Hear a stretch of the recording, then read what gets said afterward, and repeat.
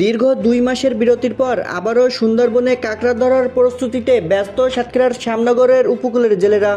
কাঁকড়ার প্রজনন মৌসুমে আরোপিত নিষেধাজ্ঞা শেষ হয় রোববার সকাল থেকে বন বিভাগের অনুমতিপত্র নিয়ে তারা বনাঞ্চলে প্রবেশ করেন।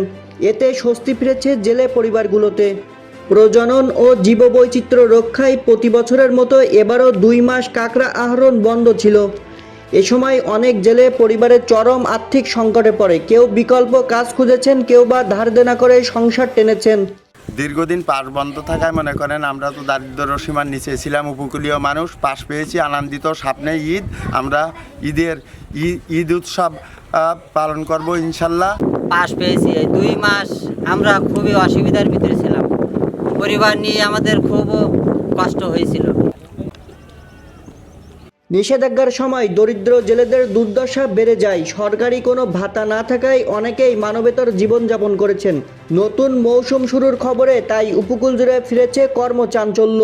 ফেব্রুয়ারি মাস যেহেতু আমাদের সরকারিভাবে এটা পাশ বন্ধ থাকে, এটা তো আমাদের মেনে চলতে হয়। এটা কাঁকড়ার একটা প্রজনন মৌসুম, আর সামনে আবার ৩ মাস পাশ বন্ধ থাকে। ওই পাশটা যদি সরকার না বন্ধ করে তাহলে আমাদের উপকূলীয় মানুষের একটু ভালো হয়। বন থেকে ইনকাম করে এসে ঈদের উদযাপন করব ফ্যামিলি নিয়ে সবাই।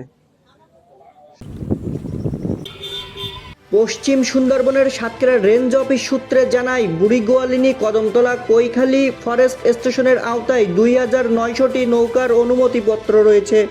এর মধ্যে কাঁকড়া ধরার নৌকা ১,৬০০টি। বৈধ পাস পারমিটধারী প্রায় ১৫,০০০ জেলে সুন্দরবনের বিভিন্ন নদী ও খালে কাঁকড়া আহরণ করে জীবিকা নির্বাহ করেন।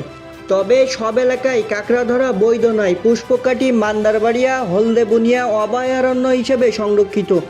এছাড়াও দোবেগি ও কাচিকাটার নির্দিষ্ট অংশে রয়েছে নিষেধাজ্ঞা। আমাদের জানুয়ারি এবং ফেব্রুয়ারি মাস কাঁকড়া ধরার নিষেধাজ্ঞা ছিল, কেননা জানুয়ারি এবং ফেব্রুয়ারি মাস আমাদের কাঁকড়া প্রজনন মৌসুম।